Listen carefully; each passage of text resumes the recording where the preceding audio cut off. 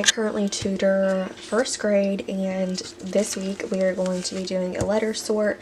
I individualized and differentiated this plan just for her because she's still struggling a little bit with Q, so we're going to do a little letter sort with that. But other than that, she's about ready to start writing CVC words. So we're going to do a little dice game on Friday of rolling the dice, and whatever number it lands on is what she's going to have to write. We're really trying to focus on writing for first grade, so that is the plan for Friday. I'm also prepping for next week, so one of the things that we're going to be doing next week is sentence writing. Not necessarily with this activity, but we are going to do some sentence writing. But for this one, they will have to look at the picture and then match the picture for the sentence. So they're going to be doing some sentence reading actually with this, with CVC words like cat, nap, dog, rug, man, map, sun, hot, fox, and hop. This will just help build that knowledge before we actually start writing them, which will be happening very soon. I'm also teaching my very first EDTPA lesson tomorrow, so if you don't know, I'm actually graduating in May. So I'm just interning right now, but we actually do a practice round in the fall before the spring, and I actually really like it. Even though it's a lot of work, it definitely prepares me for the spring and doesn't make me feel so stressed. So I'm actually going to do a little practice round real quick, standing here just going over my lesson and just making sure that I feel prepared.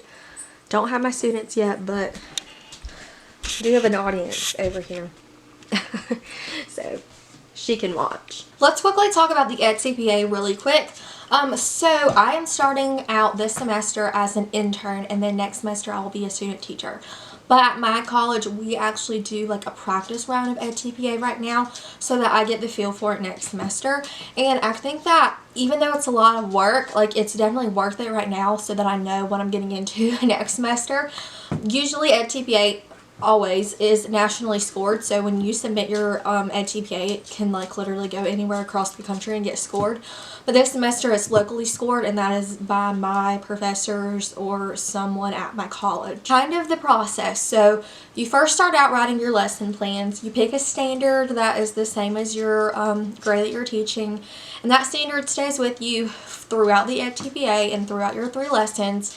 Then you can pick a book, 1, 2, or 3 books, but I'm only keeping 1 book because with Kinder, it's just, you don't want to throw so much at them.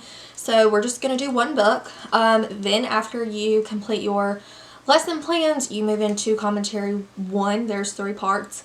Commentary 1 is basically all about planning and how you planned your lesson, and also how you kind of got the ideas that you are using. It's very structured. It prompts you. You're not just writing on a blank white page. It prompts you and gives you questions to answer. Before you actually start your lesson, I actually meant to tell you that you actually write a context for learning. That is basically like getting to know the school, getting to know the students that you are teaching. I'm doing a small group, so I'm not doing the whole class, so I write down stuff about the kids that are in my small group and the school that I'm at in the district, and it prompts you for everything, basically talking about the assessments they use, IPs, all that good stuff. I wrote my lesson plan and I wrote my first commentary, which I'm working on right now. Next week I actually will record my very first lesson. I go to my internship once a week on Wednesdays, so my lessons will be for the 3 Wednesdays in October, and that is going to be my lessons.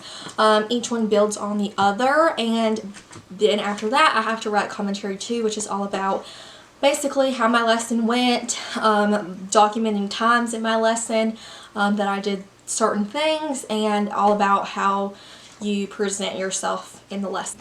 It is now quite a few days later, and it is now Friday. Last time I vlogged was on Tuesday. Today is Friday, so I have on this little lanyard. It is basically, I think you can get these like off of Etsy. It was a gift for my birthday.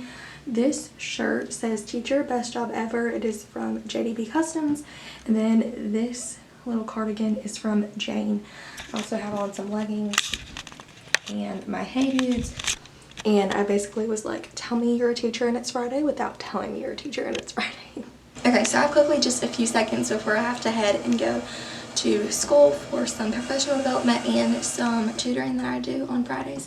But I wanted to quickly give you an update. So Wednesday I taught my first EDTPA lesson. It went so well. The kids were super engaged. I posted a few pictures on Instagram of like the lessons and kind of what I did, so make sure to follow me on there for some more behind the scenes content. My advisor came and watched me from my college and she gave great feedback and she was really impressed, so it meant a lot. And then yesterday, Thursday, I actually went and took my last Praxis. If you're a teacher or future teacher, you know the Praxis. Those tests are ridiculous, but I passed it thankfully, and so I am done taking those tests, and I was like, oh, I'm out of here. So I don't have to do that anymore, and that's so great. So the last thing that I have to do is pass the EDTPA, and then I will be a licensed teacher.